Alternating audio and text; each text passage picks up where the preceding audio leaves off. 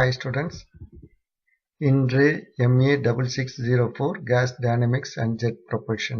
இதில் 4th unit Jet Propulsion.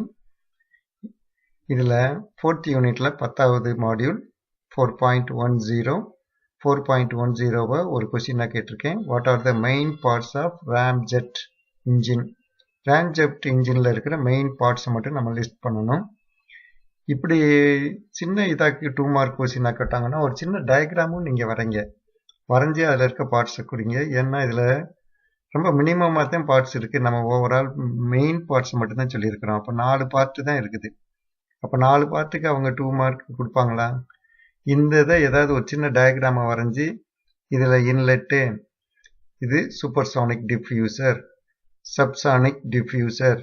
இதில் சூப்பர்சானிக்ங்கிறதுனால Mach number is greater than 1. இது சப்சானிக்ங்கிறதுனால Mach number is less than 1. Fuel injector, அப்போ இந்த இடத்துல தான் ஃபியூல் இன்ஜெக்ட் ஆகும்போது என்ன நடக்கும்? கம்பஷன் சேம்பர், கம்பஷன் இங்கே தான் நடக்கும். அந்த கம்பஷன் சேம்பர். டிஸ்சார்ஜ் நாசில், இங்கே வந்து ஹை வெலாசிட்டியில் நாசிலில் போகும். எப்பயுமே இந்த வெஞ்சுரி த்ரோட்டில் வந்து என்னவா இருக்கும்? m=1 இருக்கும். இதுக்கு மேலே எக்ஸாஸ்டில் வந்து Mach number greater than 1. Supersonic இதில் வெளியே போகுது இந்த எக்ஸாஸ்ட் கேஸ். அதனால தான் நமக்கு ஹை ப்ரொபல்சிவ் எனர்ஜி ஃபோர்ஸ் கிடைக்கிது. ஓகே, இது ஒரு சிம்பிளான கொஸ்டின் தான், ஆனால் இது ஃப்ரீக்வெண்ட்டாக கேட்குறாங்க. அதனால தான் இதை நானும் ஒரு சின்ன கொஸ்டினாக கொடுத்தேன். என்னுடைய சேனல் வந்து AUmech-in-tamil. இதுக்கு நீங்கள் சப்ஸ்கிரைப் பண்ணுங்கள்.